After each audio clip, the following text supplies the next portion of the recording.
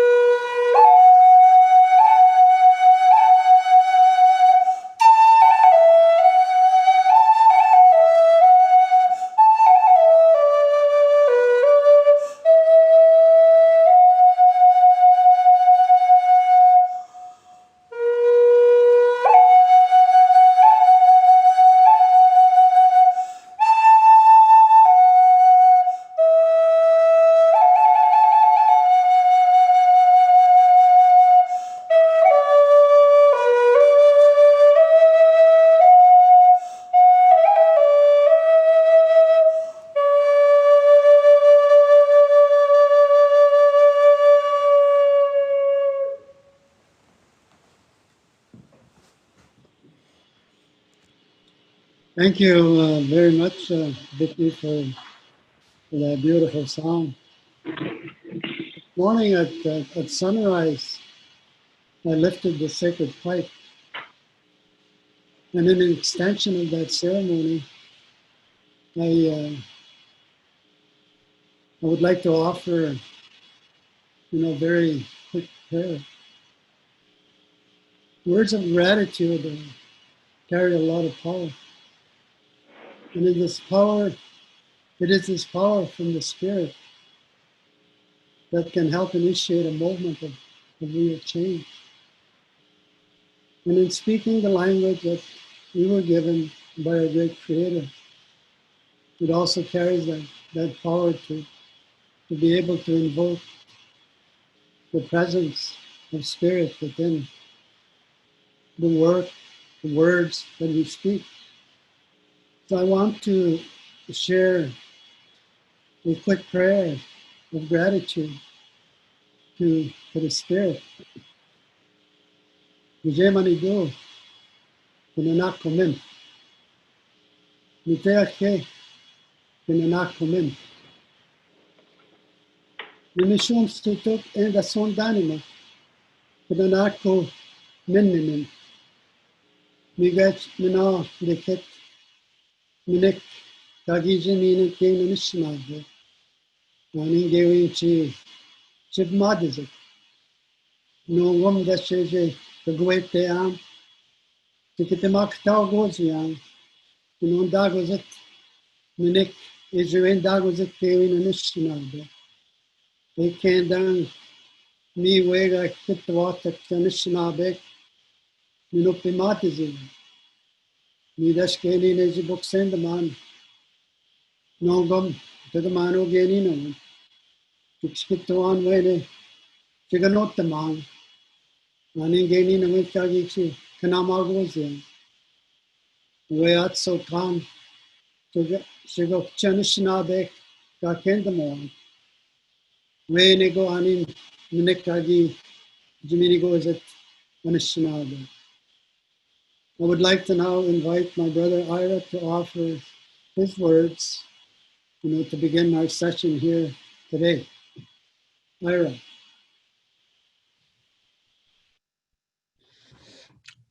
Oki Nixukua, Nistuako Pikanikuan, Kitkinets Matsnuk Pawao. Good morning, everyone. I want to thank wholeheartedly Dr. Dave Courchene and Vicki for their opening. In the Blackfoot way and in the Tsitapi way, music and song go hand in hand. And the expression of honoring the spirits, honoring our past, and honoring our contemporary elders is through both song and prayer. And we can't have one without the other. So I want to thank you wholeheartedly for those openings. You certainly blessed me today with your words in your respected languages and traditions.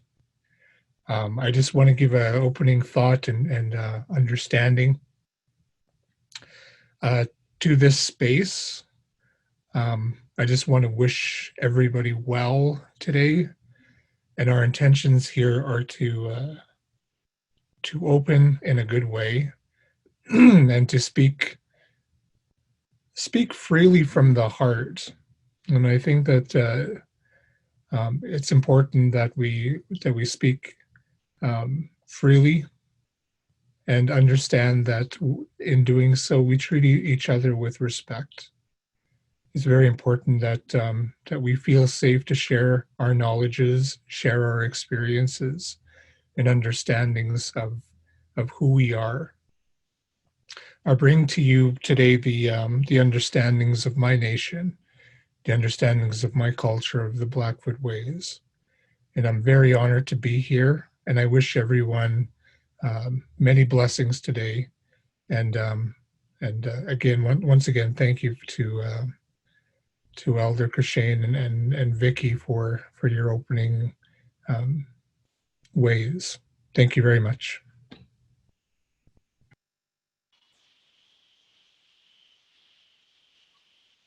Hi, dansa toya kakeo ketea okimagane gua kakeo. My name is Danika Littlechild, and I'm from Nasquak, Ermineskin Cree Nation. I'm an assistant professor at Carleton University, and I'm very privileged to serve as your facilitator for the session today.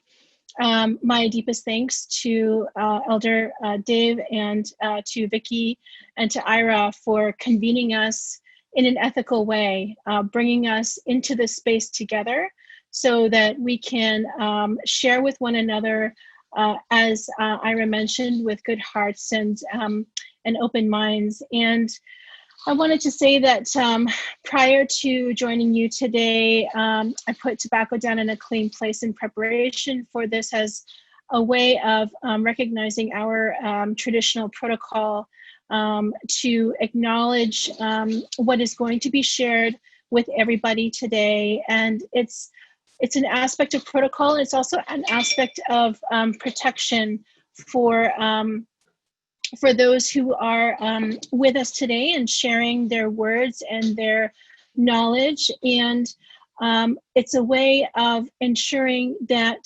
that we can collectively acknowledge what we hear today, how it is being shared with all of us in a very particular way, to be listened to but not taken.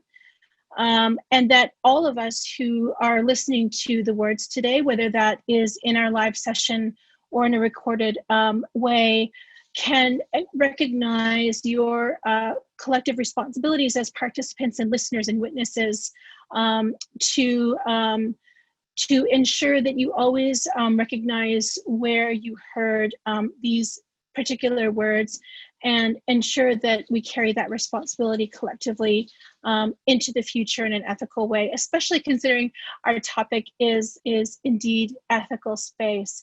And I want to talk very briefly before we convene our conversation about what ethical space is. Ethical space is, to my mind, an approach that attempts to take emerging standards of collaboration and relationship building and create a process that allows for all of these standards to sort of become real and to be exercised in a way that that honors the systems of Indigenous peoples. In the past, in relationship building between, say, Indigenous and non-Indigenous societies, Indigenous knowledge systems have fairly consistently been made smaller to fit within mainstream structures. And I think with ethical space, what we're trying to move towards is to elevate systems of Indigenous peoples to a position of equity with non-Indigenous systems, to allow those Indigenous systems to function and to operate as they should, as they must, as they do. And to create a space between the Indigenous and non-Indigenous systems, or the oral and the written, that is ethically convened within some of these emerging standards. So let's talk about what some of those standards are. Many of us have heard of the UN Declaration on the Rights of Indigenous Peoples, which contains the minimum standards of Indigenous peoples all over the world, and which has been designated as the framework for reconciliation by the Truth and Reconciliation Commission calls to action. And so when we think about the TRC calls to action and what they set out in terms of helping us to understand our road through reconciliation, that is sort of another set of standards that we look to. We also must look to what is very important for many Indigenous peoples, which are the laws, the Indigenous laws, the Indigenous legal orders, as well as sort of Canadian constitutional law and jurisprudence that helps us to understand how we can think about implementation of things like treaties, agreements, and other constructive arrangements between Indigenous peoples, between and amongst Indigenous peoples, and between Indigenous peoples and non-Indigenous peoples, and some of those other emergent standards that we must think about when we consider how we move forward in a good way, in an ethical way together. Ethical space is not intended to sort of be like a fulfillment of all the legal rights, but it's about ensuring that those standards, that those frameworks, rights frameworks, laws, minimum international standards. If we're talking about conservation, there's many other emerging conservation standards. We need to think about how all of this sort of rubric of standards can frame a new method of ethical engagement. And it's something that has developed out of some scholarship. There's a Cree scholar named Willie Ermain who wrote a seminal work in 2007 about this, published in 2007, and it's been further developed by many people to this point. And notably, the work that I've done in ethical space has been around conservation, and I think what it has sort of led to is a great deal of interest in so many other fields. It's being used in health. It's being used in some conversations around climate change. And it's because it provides us with a place for knowledge systems to interact with mutual respect, with basic values and principles, recognizing that these knowledge systems are in fact equal, that no system has more weight or legitimacy than the other, and there's a lot of sort of richness in how we can consider the way that we move forward in ethical space. There is no sort of formula for ethical space. I think that part of the beauty of co-creating and collaborating in ethical space is that it really requires that the Indigenous peoples who are being engaged in ethical space actually are able to bring their own systems forward. So we're not talking about sort of like what some have called like a pan-Aboriginal approach. In fact, we're talking about a highly distinctive approach based in the systems of Indigenous peoples themselves. So I wanted to give that sort of brief introduction to the overall concept of ethical space before we convene our speakers. And I really wanted to say that that it's important to know that as we come into this conversation, we have to understand that when we are engaging with ethical space, because we're bringing those Indigenous systems into bear, there is going to be sort of a sharing of knowledge and a deeper conversation that will happen, that we all must respect how spirit moves in and through those words, and we must protect and respect that space collectively. So, so as we move into our discussion, I wanted to give a little bit of an overview of what's going to come. So we are going to, we're going to begin by convening our participants, Ira, Elmer Ghostkeeper, and Vicki. And also we're going to invite Elder Dave into that initial conversation. Once we move through that, we are going to begin by widening the circle to the Reconciling Ways of Knowing representatives for their participation. And then we'll move into questions and answers. And in that initial conversation as well, I think what will be wonderful is if we could call upon Kelly Bannister and Karin Smith-Fargey and Gleb Raygorodetsky to provide us with any reflections or perspectives through that initial conversation as it occurs. And so I would like to now call on our initial participants. We will begin with Ira. If you would like to start us off, Ira, in discussing with us ethical space. Okay, good morning. Thank you, Danika. And I want to once again thank the opening prayer and the flute that was given today. It's very important to acknowledge those components of engaging and beginning discussions about topics such as this. This is a new world that we're working with in a Zoom space, obviously. But in doing so, I do want to acknowledge the spaces that you all are in, where you come from. I want to acknowledge the traditional keepers of your lands. I want to acknowledge the elders of those lands, that they're in good health, that they remain in good health, to be our leaders and those elders of your lands, to be those knowledge keepers for many generations to come. I want to honor your youth that are in your nations, that they hear well, that they grow up in a good way. And with that, I'm very honored to be in front of you all today in this space. And I feel good moving forward in what I speak today about, for the reason that it was opened up in a good way.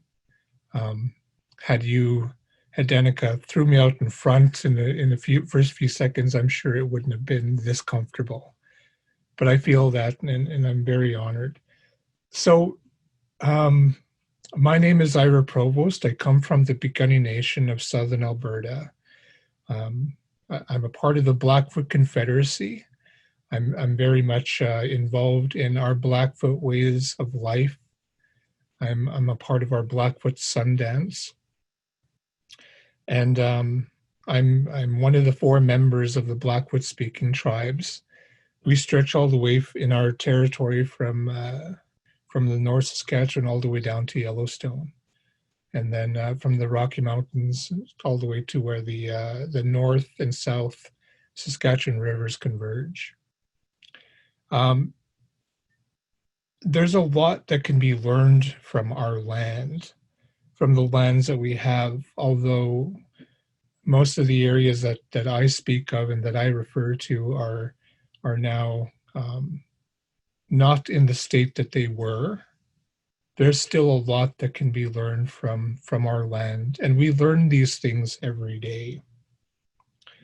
Like I said, I'm Blackfoot, and I come from the Blackfoot perspective. I understand and work with and are bound by our Blackfoot ways of knowing and our sacred and natural law. I'm a former member of the Eatskina, the Horn Society of Southern Alberta. My family is very much still involved in the Sundance that happens, or what we refer to in Blackfoot as the Akokas. And we converge every summer at the Blackfoot camp, and we offer prayer and we offer ceremony to the Creator's Son, Istapatapiop, for blessings for our family and for our community. As I speak about these things, I want to preface the fact that I will not be speaking about sacred parts of our culture, but I'll be sharing with you understandings of what it means to work with that knowledge.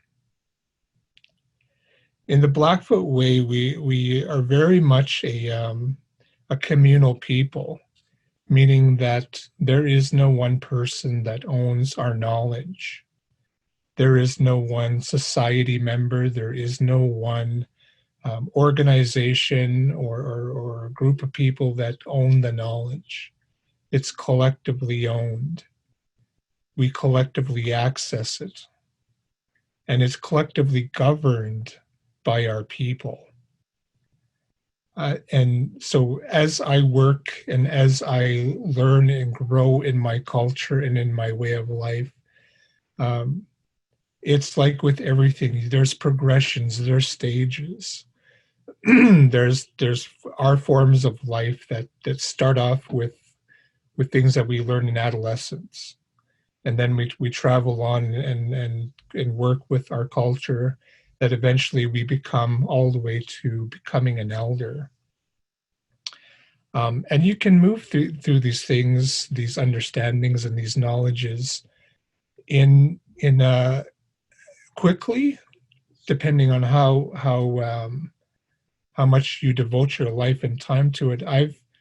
I'm not going to relinquish my age because I'll date myself here, but there are people who are younger than myself in years who are elders, who are respected in our culture, and are rightfully so, because they possess and carry and respect that knowledge. So as I move forward in my culture, there's responsibilities to that knowledge and that understanding in its very pure form. And it's open to all of our community. It's open to outsiders to gain these understandings, but you can't read the last page of the book to understand the entire story. There is no shortcuts. There are no quick steps to getting to that last climax of the story. You have to understand every part of it as you move forward. And our knowledge keepers and our elders in our community, they know this. I've been fortunate to work with a lot of them in our community. I know some of you know many of my elders from my community. Dr. Reg Crowshoe, Dr. Leroy Littlebear, they're my elders in both academics, academia, and in our societies. But as well, we also have elders that you don't know, elders who have been with our communities and our societies for decades, all of their life. And when someone speaks about our culture and is not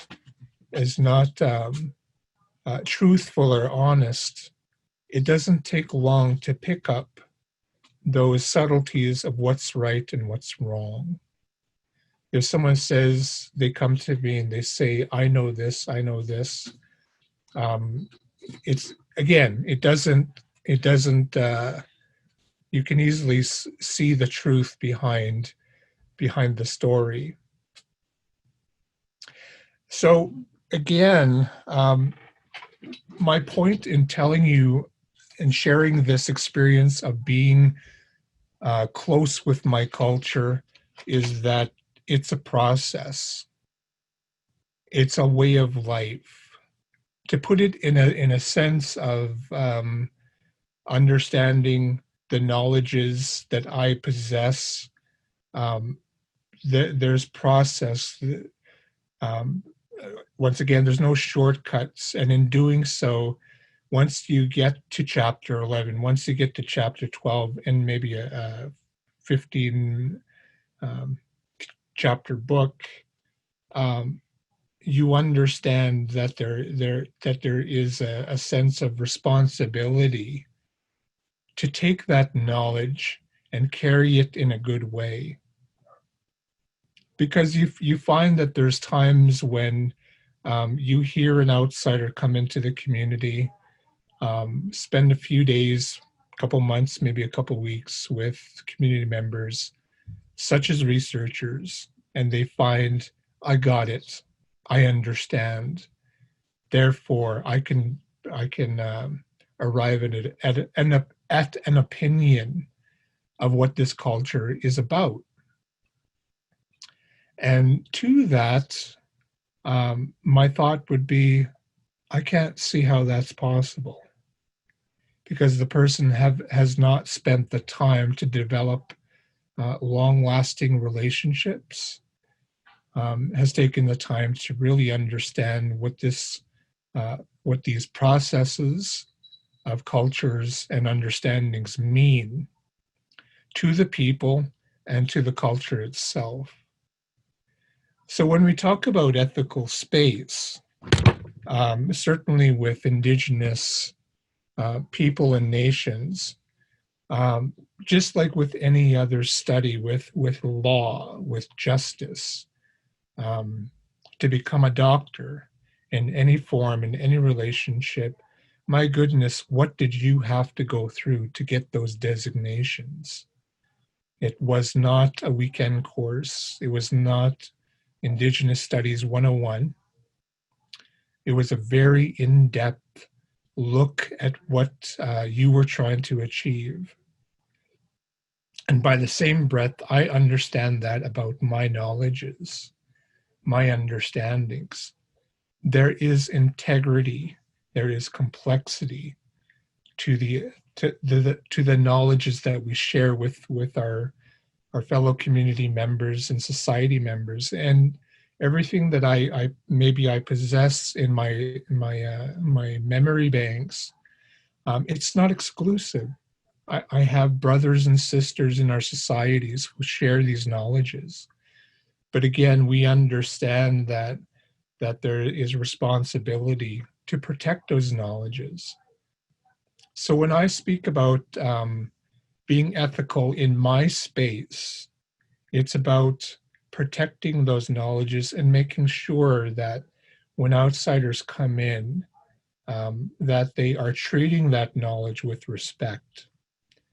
And there's many ways that can be, that there is, there's many ways that can happen, and that the detriment to the community could occur, and we've seen that, and there's plenty out there. There's plenty of studies that talk about the missteps that have occurred with the research in and with or the lack thereof with Indigenous communities.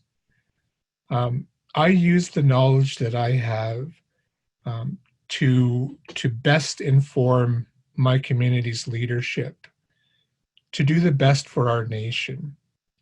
And the reason that I do that is because our nation, still itself, we try to find, we know our knowledges, and we understand what they are and how they help our community. But we understand that we live inside this world that doesn't understand who we are. So I think it's great on Indigenous communities that we go out and we share these knowledges, how to interact with Indigenous people, and at the very least, how to ethically treat this knowledge. Because there, again, there's so many instances where that doesn't occur. A lot of times when I work with companies, and part of my role in my community is a consultation manager. So I have a lot of external proponents with industry, especially in Alberta, knocking at our doors, wanting to check the box that we've consulted with a nation. And, it gets tiring after a while, of course, but it is a duty that I hold with great respect, to ensure that these companies are coming to us and saying, are we doing the right thing? And I'm certainly there to put my foot in the door to say, okay, wait, no, you have to really understand this component of our ways. 9 times out of 10, the companies and the external people who come to our nations give you that, yes, we understand, yes, yes, we hear you, but then it really doesn't go any further than that. But then again, there's that 1% of the 10 people who do. And those are the people that I look towards and say, you know what, you genuinely want to understand my nation. You genuinely want to stick around and not parachute in, parachute out. You want to know who my people are, and you want to see my people do better in this modern society. And it's those people that we have these ethical conversations. We put boundaries around what's right and what's wrong. And then when community members from the outside come in and take a deeper dive into our knowledges, they become more enlightened, and they become more willing to stand with you and to protect you and assist you in protecting those knowledges. And I just want to comment on Danika saying that each of our communities, as complex as they are, I'll say this, it should go without saying it in these times, but I'll say it anyway, is that when we engage with people from outside communities, the outsider who comes into Indigenous communities is always approaching us with a pan-Indigenous approach. What Danika said earlier is that, each one of our communities, we need to understand, have highly distinctive approaches about the way we work in spaces of relationship building and spaces of understanding. What works in my nation is not going to be the same as the indigenous communities, even just next door, in the same region, and certainly not across the country. But we acknowledge each other, and we acknowledge ancient ties to our community. I apologize for my dog. He barks at his shadow. But we really want to understand that everything that we have is distinct to its region. And with that being said, I just want to acknowledge the other speakers at this time to carry on their words in that conversation. So thank you for this space, and I'll pass it on and then comment as we go forward. Okay, thank you. Elder Elmer Ghostkeeper, would you like to begin your speaking? Hello, merci. Istamina na skumtina au kahkio kan Dominique umota nistamida pikskuyan. Tansi se iskihtamun. Tansi iskihtamayan. It's an honor for me to be invited to participate in this Zoom conference call. Where I live, I live isolated, and my Wi-Fi is very weak, and it's not strong enough to carry a Zoom signal. So I'm using my landline. It's got better connectivity. From my perspective, the society we live in and where I live on the Buffalo Lake Métis settlement, there's four aspects. There's a cultural, social, economical, and political aspect. And I'm a fluent Bushland Cree speaker and Michif speaker, and English is my third language. So I can't only just speak of one aspect to demonstrate a different way of knowing in ethical space. So I'm going to combine them all together. I want to tell this story. Nuktiatamun Nigan. Iksipao Dika Muhtian Suwak Sagaiga Nik. And Pitwao Visjagans Inigamut.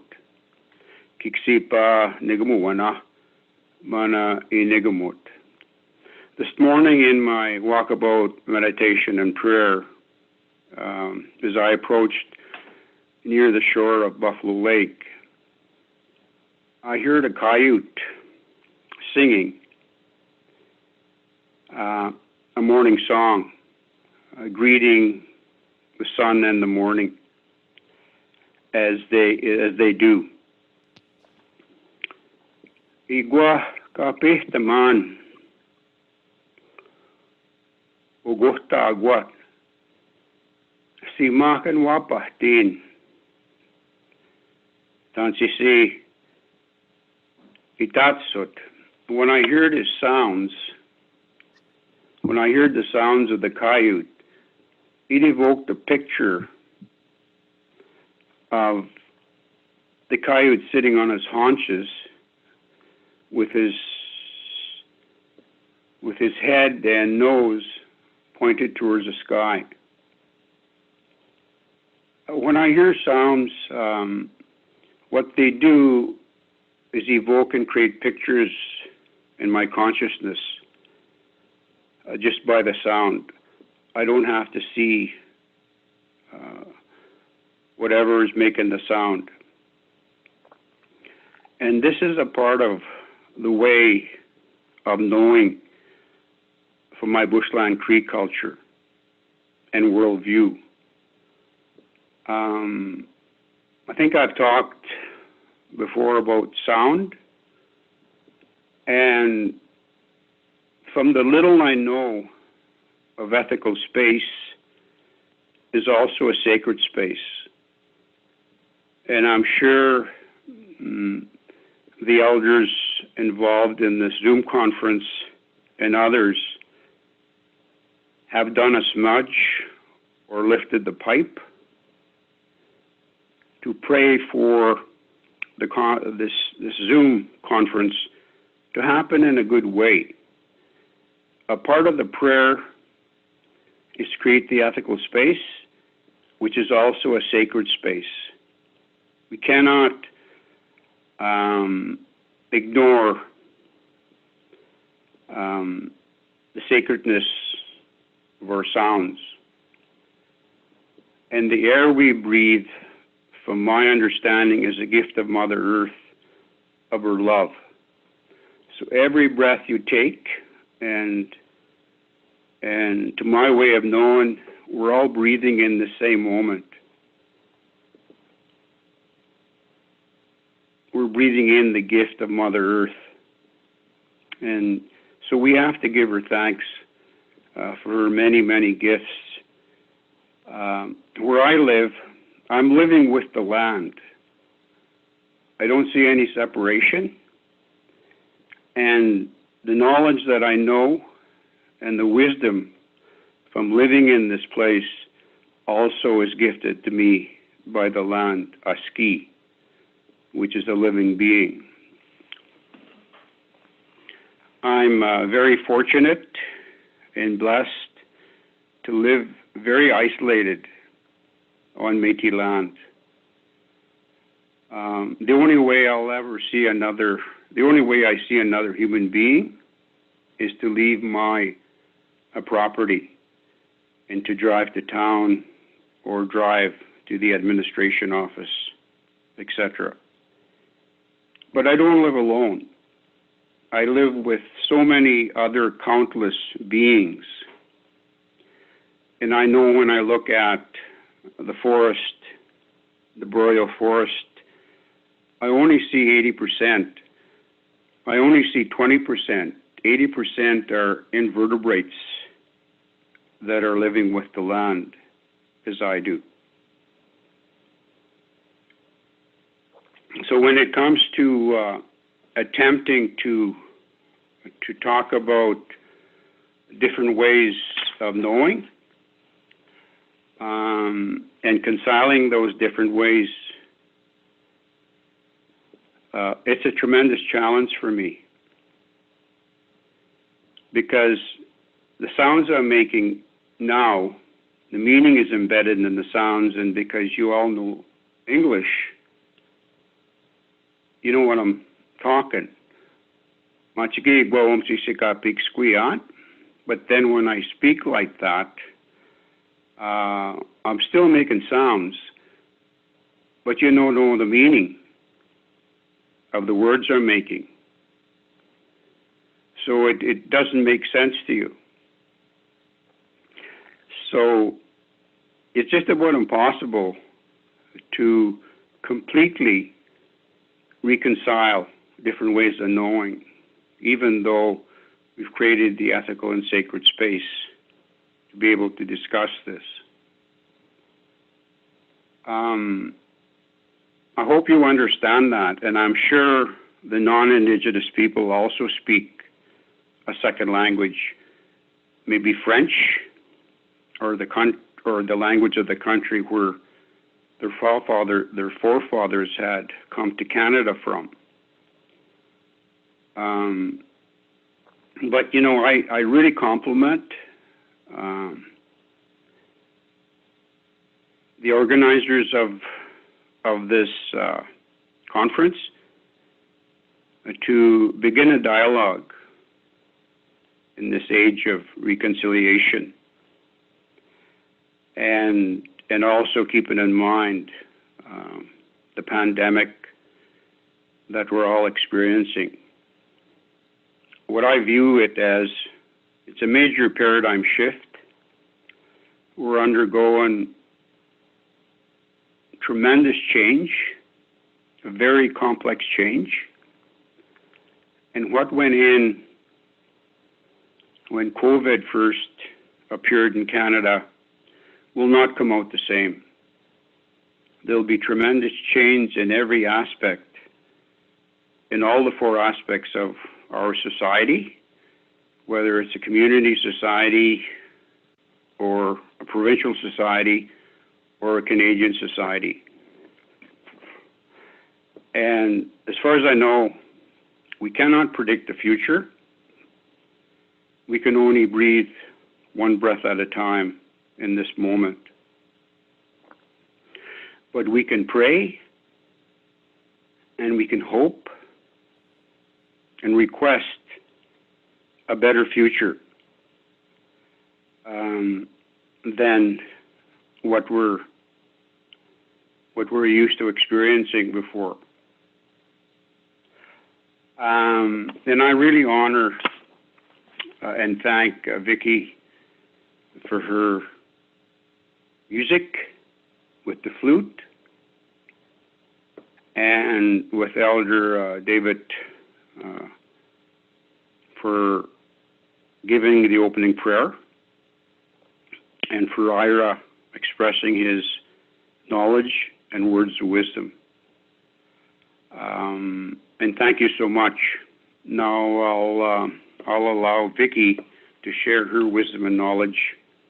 Thank you. Thank you, Elmer. Abui. Thank you, as well, for your good words and for sharing your good from your place in Blackfoot territory. Thank you, David, for your beautiful opening words in the language. It always does my heart good to hear you speak in the language.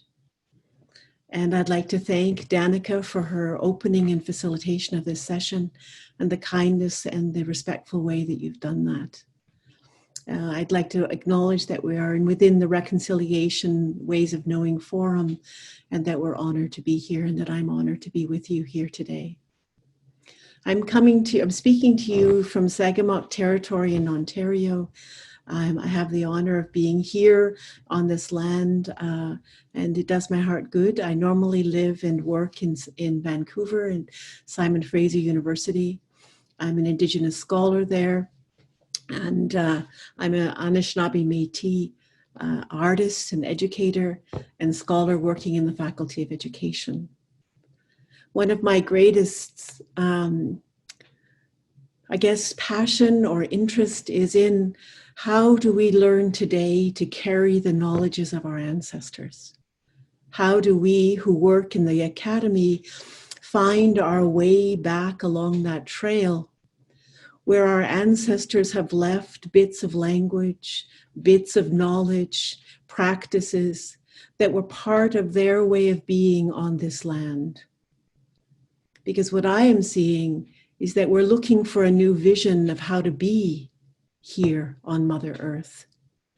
I work, and I have the honor of working with educators who come longing for education within Indigenous education, but in a larger context around how to change educational systems to honor various ways of understanding, ways of being, ways of understanding where we are today within an environmental crisis, in a time where we have difficulties with our human relations. And they're looking to stand before young people who are looking for a different vision, who long to have a different understanding of what it means to be human. And so it is really my students who have impelled me, who have woken my heart and spoke to me in ways that have awoken in me this passion for how do we learn to hold these knowledges respectfully in ways that accommodate a profoundly different way of understanding both being human and all our relations. So as a scholar, I would say that one of the root etymologies of the word theory is behold. And as an Indigenous person, it's the being that holds. I have the honor of sitting today with knowledge holders, and it is those holders of knowledges that have learned how to hold those knowledges. So in my tradition, we have this beautiful understanding that the first human, Anishinaabe, went out into the world, and the Creator said, go out and learn the names of things. So for me, what does that mean, to learn the names of things? It means that you know the name of the thing in the language that it speaks. That you know its teaching. And that your job as a holder of knowledge is to hold it, accommodate it as it was given. So why I play the flute is that I can learn to be resonant. It's been the greatest teaching of flute playing, is how to be resonant. Gregory Kayetti says that a knowledge holder is one who has learned to be resonant with the multiverse. So knowledge holders hold knowledge in a way that is resonant both with the teaching and the ecology in which they are working. And they do that with respect.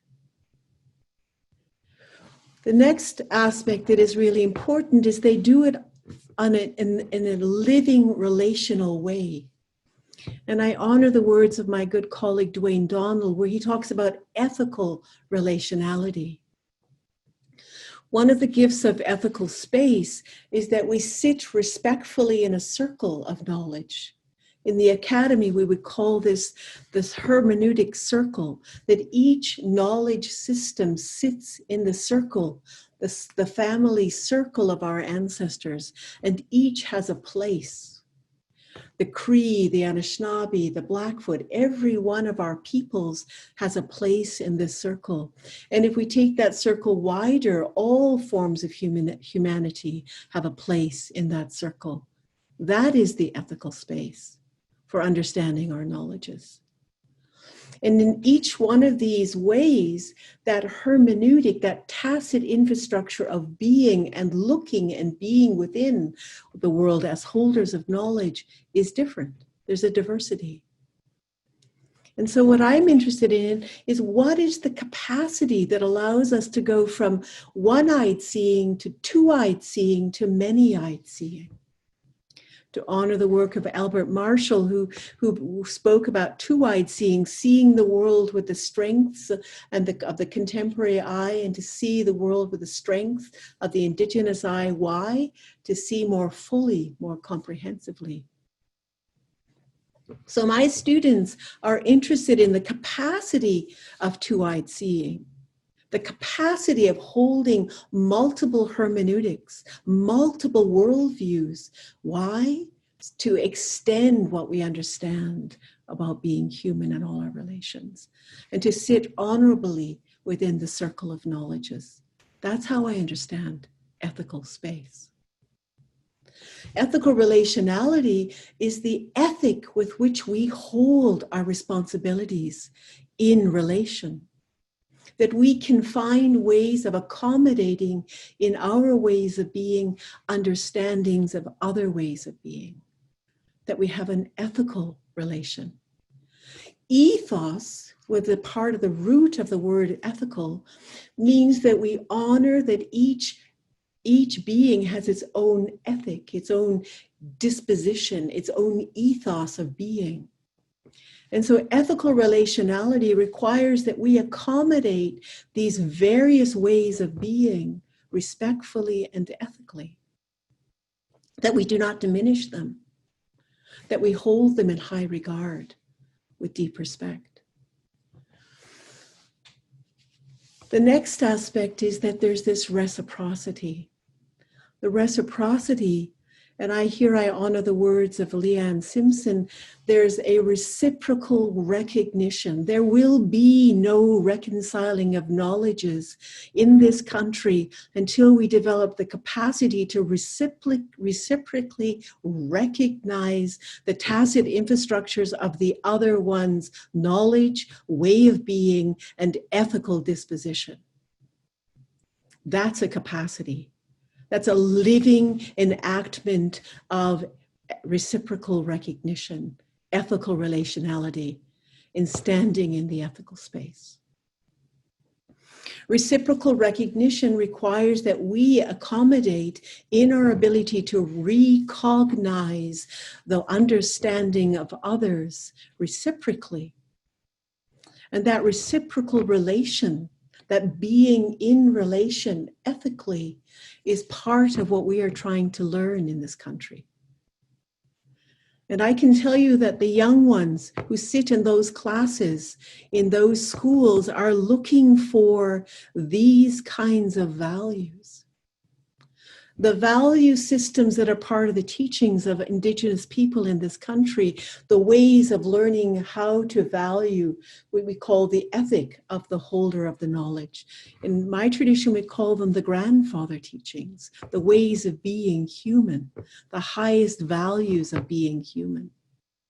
And to recognize respectfully that other nations have other values, other ways of understanding that human pathway. And the last is our responsibility. I have a great responsibility. I sit and I work and I walk the halls of an institution of higher education, an institution we call the academy, the place of knowledge. But I understand that my responsibility lies to my ancestors and to the generations that lie before, the 7 generations. And I work with teachers, courageous teachers who are enacting other visions of what it means to be educated and the pedagogies for being human. And here I come to my last comment. What are the responsibilities that we have, and how do we create those capacities? In my work with my students in Indigenous education, I've understood that the Indigenous pedagogies, the makings, the bland practices, the knowledge practices actually are pedagogical vehicles for learning how to be human in our places. So as an artist, as a flute player, and as an artist, I have understood that these knowledge practice, these making practices make and unmake us and remake us in their process. We are in process. We are pedagogically mentored by these Indigenous pedagogies about how to be most fully human. And so my responsibility is to keep the echo, the voices, the songs, and the ways of our people, to keep them there, living, and so that there is a living echo available to the next generation. This is my responsibility. This is our collective responsibility. Because the vision of the day, as my students tell me, is discordant for their longing for yet another vision. Another vision for both what we can be humanly within our schools and ultimately within our world. And this conversation about reconciling ways of knowing is core to this understanding. I want to just say one last thing. And I think this is the greatest worry, is that these teachings are given in images. The currency, the language, the literacy of our stories requires that we have an imagination to decode the teachings that were given through these teachings, through these stories, through the creation stories, the recreation stories. And Dan Longboat and Sheridan make this comment. They make the comment that how long will it take the imaginations of people who come from afar to naturalize to this place, to this land, and to be able to hold within their imaginations imaginations that are ecological to this place? That's a big question. Thank you very much. Thank you. Elder Dave, would you like to share any thoughts? Thank you very much, Danika. Lojoanin Benemagalituk. Nigani Aki Mine, Vishni Kas Kinu, Ndoten. Sagin Donji, Mishnah Benji. I would like to share my understanding of ethical space, which we began to create this morning, the words of gratitude that were invoked in ceremony, for the pipe ceremony and the protocols of other nations. The opening was done on this webinar was an extension of the gratitude offered this morning, with the invitation to the Spirit to lead our process and create a ceremonial environment and context for our work. This begins to set the stage for why the role of the elders and the knowledge holders is of paramount importance. It is through invoking the Spirit that we have always known that we can be influenced in our actions of daily life. The role of the elder and the knowledge holder is to be an instrument of the vision and guidance received from the Spirit, to be involved in providing that guidance to the people. As we talk about ethical space, it must be understood that the original people continue to find themselves in a position of marginalization, hardly an ethical starting point. We continue to be challenged by colonization, marginalized by the legislation of the Indian Act that keeps us locked in a minimum position on a very small land base. Our populations grow with no expansion of our land base to accommodate our growth, with many of our people leaving the overcrowded conditions in their home communities and making their way into the cities. The original peoples today continue to suffer higher rates of poverty, homelessness, and malnutrition than other people in this country. We have lower levels of access to health services, which are often culturally unsafe and can be traumatic. The original people tend to have significantly lower socioeconomic well-being than Canadians in this country. Assimilation is just as much a major force in this country as it was at the time of Confederation, and is at the root of our continued suffering as a people, disconnecting us from our spiritual way of life that is tied to the land. We have been blessed to evolve with an individual knowledge, history, identity, role, and responsibility as the free and independent original people and the true leaders of our homeland. To continue to dominate and assimilate us would not only be our detriment as a people, but to the detriment of all who seek to learn our original knowledge, the knowledge that can be added to the knowledge of humanity and that can help us survive as human beings living in these critical times. To expect us to share that invaluable knowledge while at the same time facing the continued forces of assimilation is not fair. We have a monumental problem in our nation that we have been incapable to date of solving, and that is the problem of systemic racism, a system that keeps a people disconnected from their identity, forced into assimilation. We are challenged to find peaceful ways of correcting the wrongs that are still being done, not restricted only to apologists, and to keep a people oppressed is not right. The best hope we have is in the hands of the knowledge holders.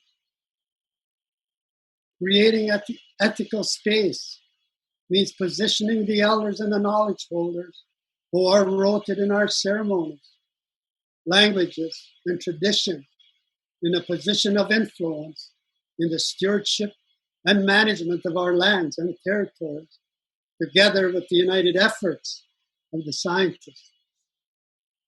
Our well-being as all peoples is determined by returning to the source, to the living knowledge of the land.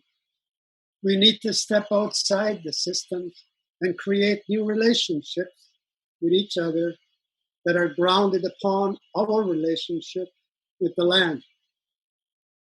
Our ancient indigenous knowledge has survived the assimilationist approach, but is still threatened, especially since our knowledge holders are getting older, with minimal transmission of their knowledge to the younger generations. This is the first priority, to support the knowledge holders and put them in their rightful place of leadership. This can be done by supporting the national growth of knowledge holders that is currently already in place and that can be extended to take the lead from a position of total independence and autonomy. Then, respectively challenge the knowledge holders to respond to what approaches can be made to position the original peoples to manage the boreal forest which runs through our territories, providing an example of indigenous thought and indigenous leadership in action. At present, there are 600 First Nation communities living within the boreal forest. Through the leadership of the knowledge holders, they can set the stage to bring a whole new narrative instead of the total colonial environment that currently exists. Their leadership would be rooted in the land and indigenous thought. Call upon them now to offer a new vision for this country, to provide a knowledge that can help give us greater understanding of our human identity, original instructions, duties, and responsibilities. It's not fair for our children, for all children, to be denied their human identity. This is the issue of the day. We all face an identity crisis. What is needed is the implementation of what we refer to as the grandmother's law. These are the sacred responsibilities of raising a child, which begin with nurturing and supporting the identity of a child. This requires extended family with community support. Join us, support us as the original peoples to live out our natural leadership in our homeland. There is no reason whatsoever to feel intimidated by our leadership, which is about living a vision that can unite us all and truly reconcile with the wrongs that have been done to our people and that have been done to the land. Correcting the wrongs and making things right is long overdue. Apologies have been accepted. Some legal cases have been won and paid out, but very little has changed. We have waited patiently for this moment in time to be recognized for our identity as a spiritual people loving the land so much. Provide us with the resources to support our resurgence, centered around our ancestral centers of knowledge. Support our regional networks through which indigenous knowledge can be shared that will help to create unity and collaboration amongst our nations, which strengthens our voice and the capacity to share.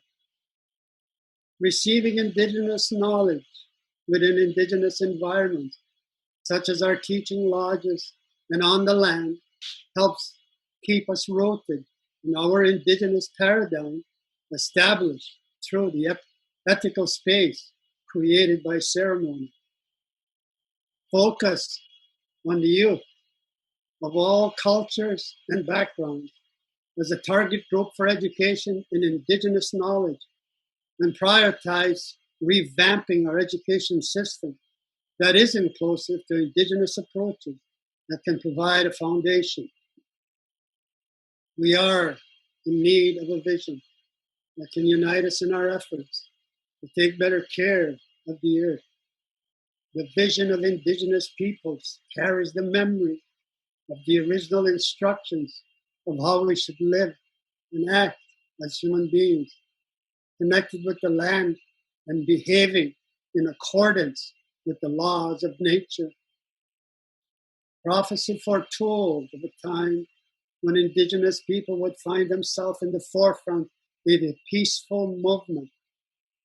Once the ethical space for this movement has been established, we will properly position to share our knowledge with our brothers and sisters who have arrived on our homelands. Time does not allow me to share more. It is my hope that our engagement and coming together will truly manifest in a much more caring world. I accept the fact that we are evolving as human beings and that it will take time and commitment to create a better world and a more peaceful world. It is a legacy that we must leave for our children. Miigwech. Thank you. Hi, Elder Dave. I'm now going to invite our listeners, our witnesses, Kelly Bannister and Karin Smith-Fargey and Gleb, to now provide some brief reflections. Thank you, Danika. And my deepest thanks to our elders and knowledge holders for the profound and generous sharing that you have gifted into this session on ethical space. My role, I've been studying ethics and biocultural ethics, learning about ethical space for many years. And my role in this event today is to be a listener and to help to carry what is shared on this day forward into my work and more importantly, into my person, into my personal being, to be listening deeply and to be able to be open and transformed by what is shared. So I'm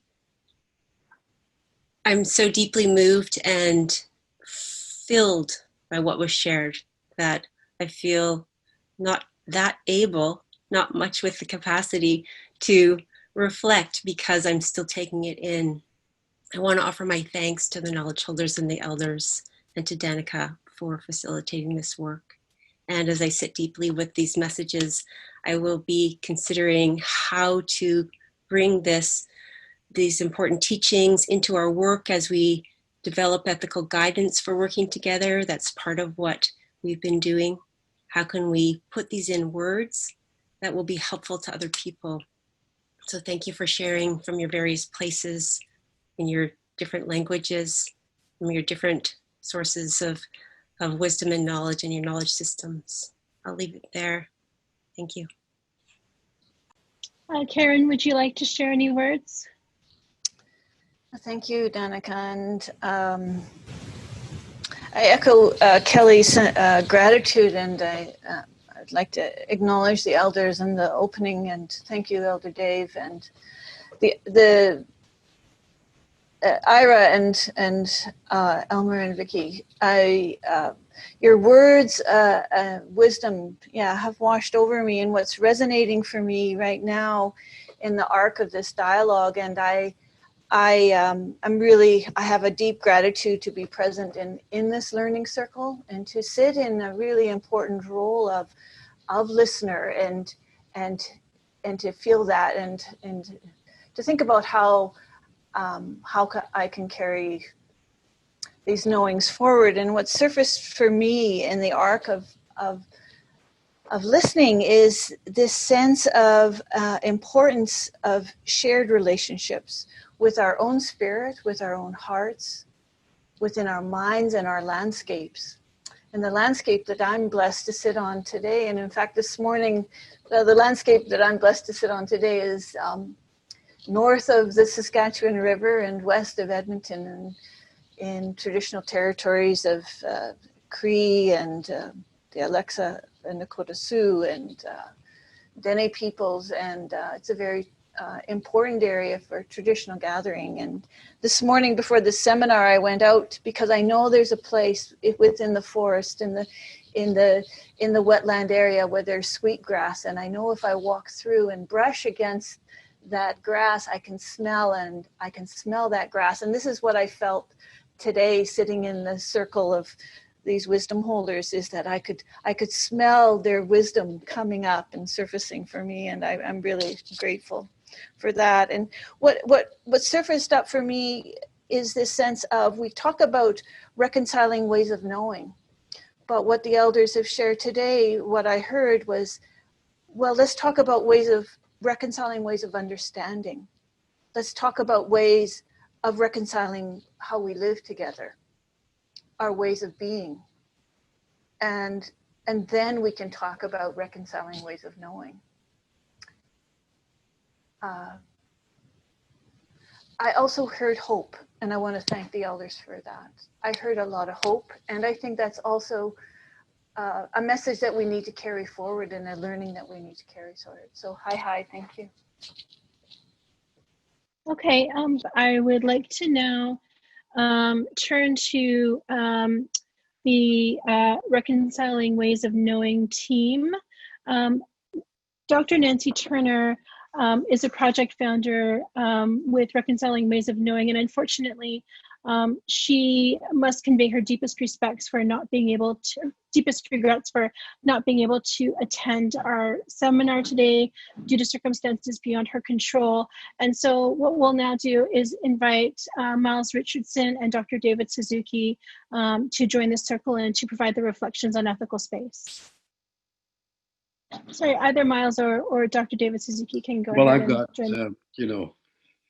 my brain is just kind of twirling around with so much of what has been shared today. I thank all of the participants here for this really, really important discussion.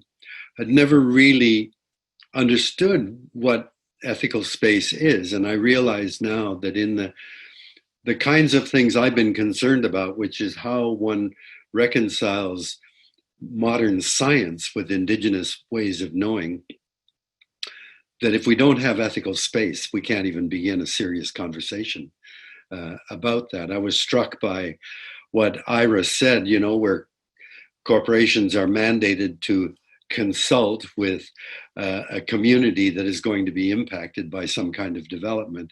And I've seen this happen over and over again on the West Coast, where, a logging company will fly into some very remote community and they're mandated to consult. So the guy will call up, "Hi, Maisie, how are you? How are the kids? Been a while. Everything okay? And thank you." And that's consulting with the community. It's a joke. But I was most struck by Vicki's question of, how long can we wait? How do we wait for the settlers to become of a place? And this is the real challenge, because at my age, I don't have much time left, but I see that the battles that I've been involved with are all coming to a crunch now, whether they're species extinction or climate change. That time is very limited. And how do we get people who have come to accept that the economy is the source of everything that matters? How do we get them to actually even be open to seeing a different perspective in an ethical space? I don't think they could even come to that. Just a couple of anecdotes. I remember when I was working in Toronto at CBC, and they had one of these bring your child to work days, and this little boy came in, son of one of the producers, and he came in my office and he was laughing at his sister. He said, "My sister is so stupid. She thinks Kentucky Fried Chicken is a bird." And that really struck me at how distant we've become from the things that really matter. I tell kids in Toronto, when you turn on the tap, do you know where the water comes from? They don't know. It comes from the tap. So I say, it comes from Lake Ontario. I say, when you flush the toilet, what happens to that? They don't know. I said, well, after it goes through a treatment, it goes out into Lake Ontario. They don't understand the interconnectedness of everything, and the fact that their way of life is dependent on all of the things that Mother Earth does to keep us alive. And that is that's a big hurdle that we all face, to recognize that this has become one way of knowing that is very constrained, and that we've got to enter into conversation in an ethical space so that we can begin to see the world in a different way. We don't have time to indigenize the settlers. I'm a settler, and I've been very fortunate in having people share their knowledge with me. But as Ira says, to really fully appreciate that knowledge, you've got to be in and of it for basically a lifetime. And that's pretty hard for most people to do. So you've set my mind just racing, and I want to thank all of you who've shared your insights with me. And I hope this whole notion of reconciling ways of knowing will carry on over the months, and we'll be able to come to some kind of way of seeing how we actually get to that ethical space. Thank you. Thank you very much. Okay, since we're having some trouble with some of the audio, we may have to return to Miles once we're able to get some kind of connection. What I'd like to do now is to go to some of the questions. And I wanted to open the responses to all of the questions to our speakers so far who are able to connect.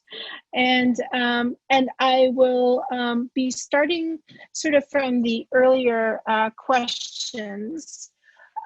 So I think one of the first questions that I saw come up in the chat were, how can we think about reconciling ways of knowing in a time when Indigenous peoples are not necessarily being recognized or hired as experts? So we have sort of, we still see a trend of non-Indigenous peoples being sort of put forward as experts about Indigenous peoples. So how do we understand moving forward in that sort of context? So I'll just open it up to our speakers to answer.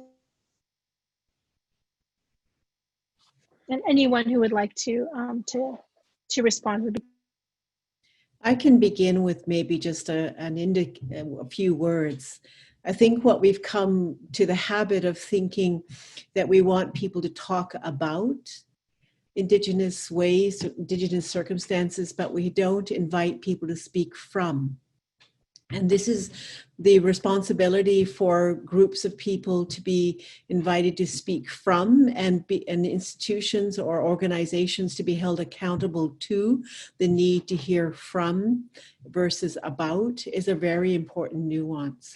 So we can have experts outside of the people who might know about, but the voices from are very important. And here's where we have the revitalization and resurgence aspects of the cultural of reconciling. We need to move beyond the reconciling to the resurgence and the knowledge of the peoples and the knowledges of those peoples.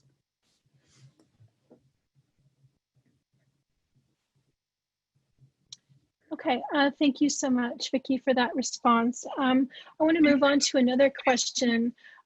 We had a question from a secondary school teacher in Ontario who built an outdoor medicine wheel garden classroom and has concerns about how to sort of deal with concerns around cultural appropriation while moving through reconciliation and bringing some elements of sort of, I guess, Indigenous identity and knowledge into the classroom. So maybe I'll ask Ira if you would like to begin to answer that. Okay, thank you.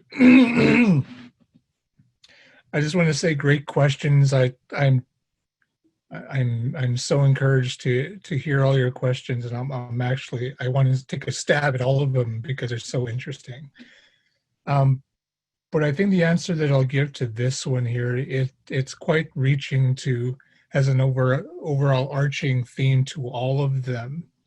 And that goes back to what I was talking about an ownership of this knowledge. So when I talked about who I am in my community and who I am with working with the people in my community, I have a respect, I have a responsibility to my nation to ensure that I have those accountabilities to my community. So with that being said, to the person who talked about the class with the medicine wheel, I have to ask the question of the person who created the medicine wheel. Did you create the medicine wheel with an Indigenous person? I think it's really important, and I don't mean to take away your intent. Now, if your intent was to teaching, to creating those awarenesses and those knowledges and sharing, I don't want to stifle that, but at the same time, I don't want you to recreate an instance where you are, in fact, doing a degree of appropriation. My point is that, and I want to thank Dr. Suzuki about his point when he acknowledged that when you're working with Indigenous people, they're coming with a lifetime of knowledge.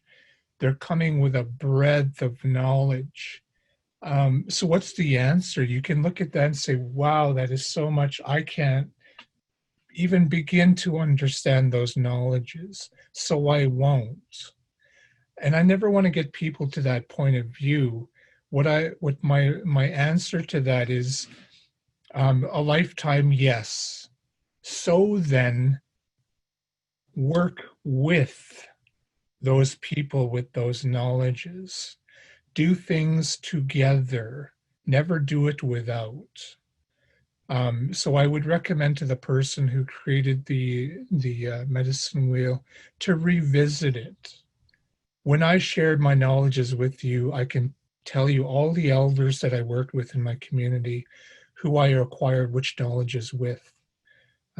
Just for example, my Iniscum stone that I have, it was transferred to me by Bruce Wolfchild from the blood people. So when you work with these knowledges, you can't say, I'm just going to do this. I'm just going to go ahead and create this thing because it, with good intent. I'm sorry, you can't. You need to do it with somebody. It's got to be someone from your traditional territory who understands those things and the importance of those things, because they can be misconstrued, they can be misinterpreted. So that's what I have to say to that. It's about it's about the ownership of the knowledges. So yeah, so I'll leave it there. I can go on and on, I'm sure, but I will make it brief, and I hope that helps. Thank you so much, Ira, for your fulsome response to that. I want to move on to another question that came up, which was that there are instances where organizations are creating their own guidance documents for sort of building good relationality between Indigenous and non-Indigenous peoples. And I wondered if any of the panelists have any thoughts on moments when those documents are created, like how useful do you think those documents are? How important are they? And what are your thoughts on those types of efforts in general? And anyone who would like to answer that is free to jump.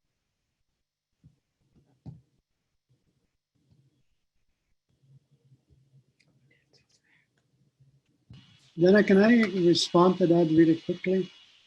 I think that there's been, much effort by many people to try to create more bridges between Western thought and certainly, our perspective as Indigenous peoples. From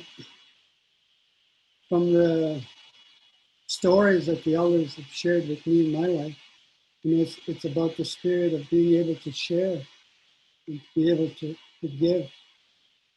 And I believe that's the challenge that we're faced with today, is how do we create the spirit of a relationship that's based on respect. For example, the previous question, that is it appropriation, of knowledge that's shared in the schools? I think, first of all, we have to recognize that most of the education institutions are academic. And I think to try to indigenize, those institutions, that ceremony is the foundation of, our engagement with spirit and with each other. And I applaud people that, are making efforts to try to know more about who we are as a people. And I think that's the role that the academic institutions can play, is to share the truth of the history of what has happened to Indigenous people, what is currently still going on in terms of the environment that we still continue to find ourselves. I think when it comes to learning more of the deepness of that identity, it's exactly what Ira had said, and others have said, if you want to get to know us, then you need to come within our environment where you're always welcome. And there's a word, that our people use, to describe, like when you have received the knowledge, you will say, now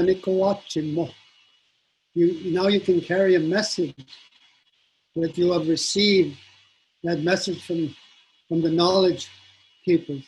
And there is a responsibility that is needed, to be able to carry a message. And that message has to come through your own experience and what you have learned. And there's a lot of responsibility with that. None of us can claim anything, but everything belongs to everyone. So in that spirit, we try to share as much as we can, provided, that people will see the value of the sacredness of what is being shared. And we are challenged today more than ever, to come up with people that are really operating from the spirit of their own heart. That is going to be the heart from humanity itself that will take us to a higher level of understanding. And our children should be given the opportunity to be able to come and be within that environment, to be able to listen to the drum as it carries the voice of the people. The children should be given the opportunity to be with the knowledge keepers or the mentors, and to take them to the sacred sites of our people, to share with them why life is so sacred, why the land to us is the mother to all of life. And there's some very basic teachings, universal teachings, that can act as the beginning of learning about life itself. And I've heard many times by the elders, do you want to know about life? And we would respond, yes. And the elders would say, well, let me take you to the land, and I will let you feel the land. Then you will get to know the land.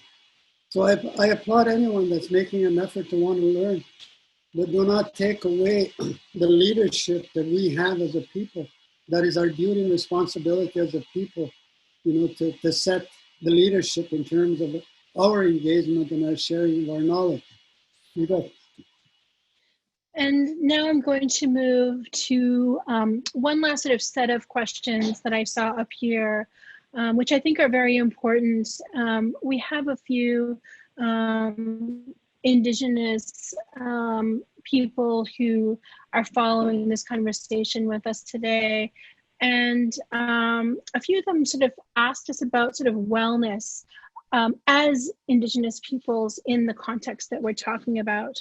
And one asked, as a young Indigenous scholar, how do I deal with feelings of frustration and anger at injustice and disrespect for knowledge systems. And another asks, like, how do I ensure wellness in a context where I'm working with a lot of non-Indigenous peoples on Indigenous issues, and maybe trying to deal with some unconscious bias that must be confronted, as we've all had to confront in our lives. So I want to open it up for any guidance or reflections from our panelists on those sort of two questions. Well, I always ask the question, in our times as Indigenous people, how do we find our medicines? In other words, how do we find those practices, those understandings, those teachings, those aspects of practice that help us find wellness, stay wellness, and walk with wellness? And so I think each of our ways, each of our cultures has these ways, these teachings, these values. Whether that is in my tradition, it would be the grandfather teachings, it would be the medicines of ceremony. And so in my experience, finding those that are sufficient to us, the ones that speak and nourish us, is a very, very important journey to be on in our time.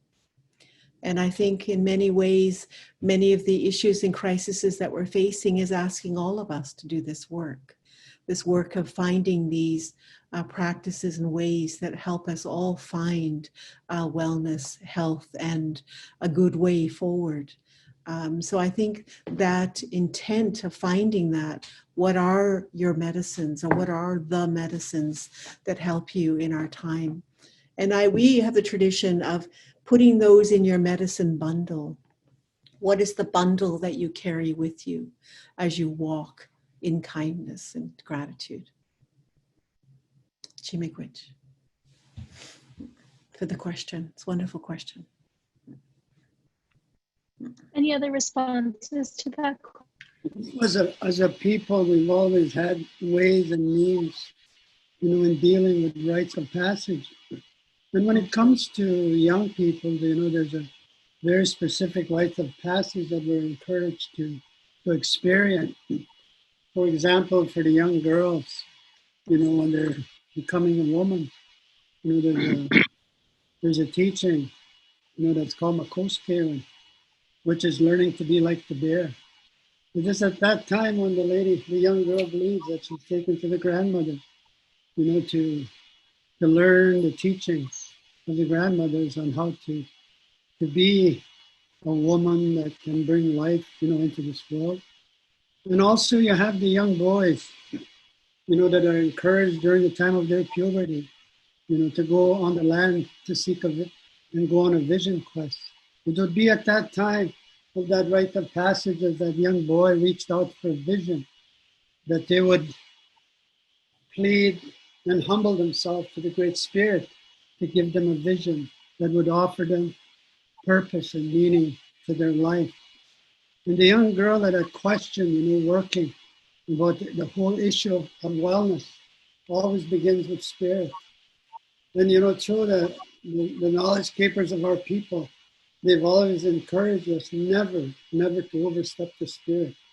Because within each of us, there is a spirit that carries our identity, that carries our gifts, that carries who we are as human beings. And it doesn't matter, where we can find ourselves once we have found ourselves in our uniqueness of our own spirit that identifies who we are as human beings. And the greatest teacher that we all have is Mother Earth. And really what it takes is time and commitment, to go on the land and to feel the land, to talk to the trees, as foolish as it may sound, but it is true that they are voices that come from the land through creation. The trees can talk to you if you open your heart and you allow your spirit to communicate with the voice of the land itself. The mothers have been displaced, from their rightful role. And I would encourage, the young people of today, to give themselves that opportunity to experience that rite of passage, that they'll come to understand even more. If I was in a position of power, I would take all the young boys of this country and take them to the land to seek their vision that would guide them in their life, and I guarantee you, the whole country would change. And when the young girls would be allowed to listen to the love and unconditional love that the grandmothers had for all children, the world would change. We would be able to be in a much better position, to support life in the way that we have been gifted by our great Creator. Thank you. Our difficulties with permissions, first from Gleb and from Miles on today's session. Go ahead, Gleb. Great. Apologies for technical difficulties earlier. Thank you for inviting me to be part of this enlightening conversation. It's been a privilege to be learning from the elders on this journey that began for me many years ago. And today I'm privileged to be greeting you from the traditional territory of Tlahuquit people whom I have a very loving relationship with and continue to learn from on a daily basis. And one of the teachings that I'd like to bring to this table is one of courage. And the reason why I'd like to mention it is that I hear from a lot of up-and-coming researchers as well as established researchers in academia about their great interest and desire to work with Indigenous peoples to, quote unquote, tap into Indigenous knowledge, to bring Indigenous knowledge to bear on their research, but they're worried about the lack of safe space and lack of comfort entering this kind of discussions. And one of the teachings that I've learned from Tlahuquit is about courage, and a great friend, Joe Martin, who's a master carver, a Tlahuquit master carver, shared with me this teaching that he would pinch his thumb and forefinger and say, if you don't have courage, if you're afraid, that's as much as you're going to learn. And then he would spread his arms and point toward Hahufi, his traditional territory, and would say that with courage, that's how much you will learn. And so I think it's important for researchers, academicians entering this space to have courage and not to be afraid to be challenged, not to be afraid to be to question their fundamentals of their own understanding of the world, and be open to learning. And I think only through this kind of challenging ourselves, we can be prepared to enter this ethical space, because for me, ethical space is a place of transformation. It's a place where it's not easy to enter, and you have a lot of work to do entering it. But that's where your spirit, your mind transforms, and we're all so much better for it. And one other thought that just reflecting on everything that I've heard, all the wisdom that's been shared today, that I would like to share is that we tend to think about ways of knowing or knowledge sharing, or knowledge co-production in sort of black and white terms. There's this amorphous thing called science, and there's Indigenous knowledge, and so we need to find a way for them to connect with each other, as if this is something new that hasn't been done. And as we know, Indigenous peoples have been sharing their ways of knowing with each other for millennia, and their ways and process of doing it in a respectful and reciprocal way. And moreover, we need to stop thinking about knowledge as something that just resides on paper or in our head. Knowledge, the earth brims with knowledge, and we just, I'd like to resonate with Elder David Courchene shared with us, that we just need to be able to listen and hear what the earth teaches us, and to do that, we need to prepare ourselves and teach ourselves how to listen. The ethical space for me is such it's not a physical space, but a state of mind that where great learning can happen. So I thank you all for this opportunity to share a few thoughts with you. Thank you, Gleb. Miles? Thank you, Danika, and for doing such a great job facilitating today's session. I wanted to thank Elder Courchene and Vicki for their opening this and leading us in proper ceremony to get this dialogue going in the right way. This has been really amazing. I want to thank all the panelists for all the insight and knowledge that you brought to this dialogue. This is truly a moment amongst ourselves, not only in this nation we're trying to build of Canada, but in this globe as human beings and in the challenges that are in front of us. And if we're going to address challenges like the climate crisis, protecting biodiversity, which is so essential to our well-being, and all those things, we're going to have to figure out how to coexist, how to respect each other and respect balance in all of our being, nature, including us as human beings, and recognizing and respecting our ways of knowing is so essential. You know, today here we find ourselves and we're having a national dialogue in Canada, and we have Indigenous nations. We're hearing from the knowledge keepers who've been here for hundreds, thousands of generations, thousands of years, who've prospered, built societies the equal of any that have ever been on this earth, and are facing extinction. At the same time as we have this Western system that science is the base of, that has been prevalent for the last 500 or so years, which is facing the same challenge. And we've got to figure out how to get together. And, you know, from these dialogues, I have to admit, I've got more questions than answers, and I think that's a good thing. I really look forward to continuing this dialogue. We're going to have monthly sessions and different topics as we move forward, and really look forward to a day soon where we'll be able to get together actually in one place, share ceremonies, and perhaps focus in, take this dialogue to the next level. Because, you know, not only are we do we have to learn how to get along with the rest of creation, we have to learn how to get along amongst ourselves as human beings. That's a big challenge.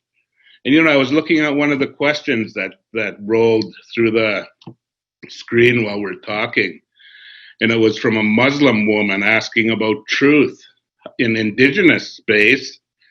How do we have the same dialogue? Do we have the same debates about fundamental truth and social truth? I think if you're going to talk to Elder Courchene, and he'll speak for himself, but every nation, Indigenous nation that I've been involved in, recognizes that the truth is just the truth. There's not a truth for Haidas and a truth for Cree. There's not a truth for Canada and a truth for the United States.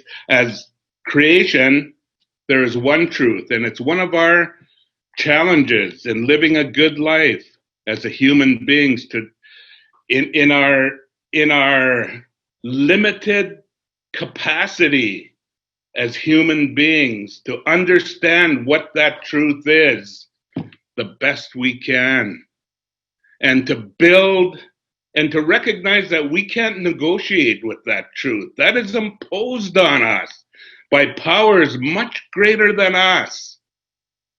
And it's our challenge to understand them and live them. That's what I've heard from Indigenous traditional leaders across this Turtle Island. And it's very much a challenge for us as humans. You know, in my own people's cosmology, we talk about powers, spiritual powers that give power to our earthly powers, the undersea world, the forest world, the upper world. And we talk about sacred one standing still and moving. Imagine that, standing still and moving at the same time. Being dark and light simultaneously, being dark and light at the same time. Things that we as humans can't even wrap our mind around. So we've got to have some trust, some faith in basic understandings and define our values and our ways of living, our ways of being in such a way that we can stay in accordance with those understandings of truth. Because if we deviate, we pay in direct proportion to our transgressions. We need to understand that. That's part of what we're going through now with these climate crises and these biodiversity challenges and the big issues we face as humans. So I thank all the panelists. It was awesome listening to you, and look forward to the coming sessions, the coming webinars for Reconciling Ways of Knowing as we sharpen each other up and share each other's knowledge and figure out the best way forward. Hawa. Thank you. Hi, thank you so much, Miles. I'm so happy that we could get you and Gleb to provide some reflections after those audio difficulties. We are now at the end of our session, and we find ourselves coming to the closing of our convening, and I wanted to extend my sincere thanks to the Reconciling Ways of Knowing team, as well as to all of the wonderful speakers and people who provided their thoughts and perspectives on ethical space for us today. I was so privileged to serve as a facilitator, and it was really amazing to see all of the feedback and questions that I couldn't get to everybody, but really we are so blessed to have your participation and those who are watching this recording to continue to understand what you carry forward as a listener, as a witness, as a participant from what you have heard today. I would now like to call upon Elder Dave and Vicki to provide us with our. Thank you, Danika. I think for me, there is no word in our language that reflects goodbye. We need to continue to offer words of gratitude for all the blessings that we receive in life. It is in that spirit, as we come to the end of our session here, that we say, until we meet again. But the Spirit is always invoked to stay within our presence in whatever we do as we live our life. And I want to thank my colleagues, for sharing your heart, for what is being revealed as it was prophesied, that the truth would be revealed, in our homeland, which means, the combination of all the uniqueness of knowledge and the uniqueness of identity that we see, that we are surrounded by, that it is only in spirit that we'll be able to show respect, for each other in terms of our individual identities that we live. But we do have a universal responsibility, and that is to be able to work together to take better care of the earth. So I would say, in closing, I would say,